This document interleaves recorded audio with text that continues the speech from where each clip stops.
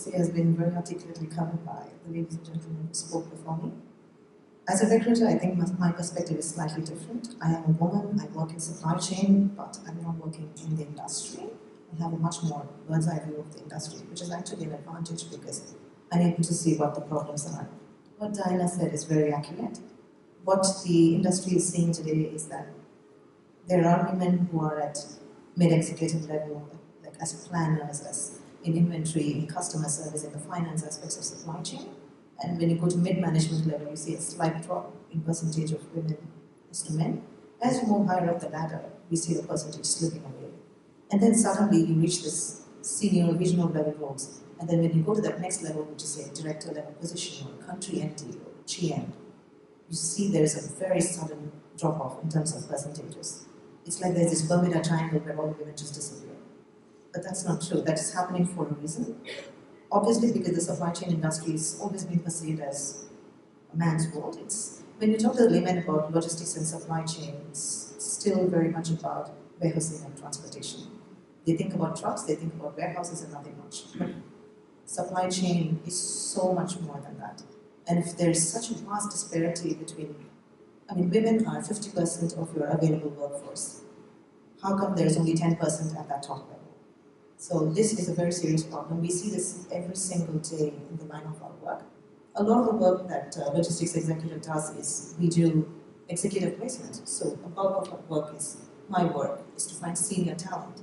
And it's very disturbing to see that when I'm recruiting for a very senior role, a C-level or C-3 level role, even in my initial long list, or I'm scoping the market, there's just not enough. For every 20 men, there's maybe one woman who's in my long list. I think this is something that we should definitely talk about. It needs to be addressed. For sure. The last thing as recruiters, what we want to hear is a client of us saying, oh, we have identified an internal for this role because it affects our business. We want to be the ones to invoice them for placing a good candidate in their company.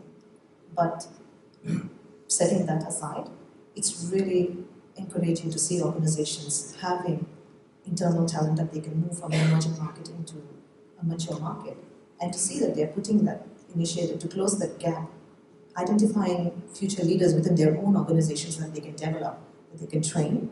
It's better to invest that in your own.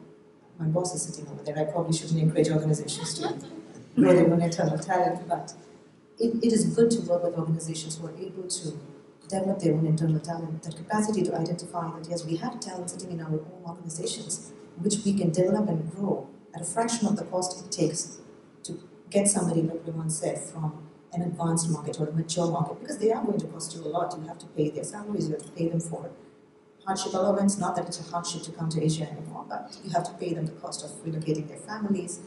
It's a huge expense. Why not invest that back into your organization? There is plenty of talent sitting in emerging markets. I would know. We do a lot of regional work in countries like Thailand and Indonesia and Vietnam. And you have such amazing talent sitting in those regions. They're just not picked up for these roles because we have somebody who can, get off the job running. Nobody wants to invest time in training the talent that is already sitting there. So it's really refreshing to see that point of view. And I know Schneider does it particularly well.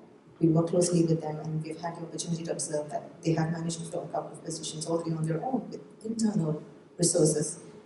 I think more companies should try to adopt this model, or maybe not, for the betterment of the recruitment industry.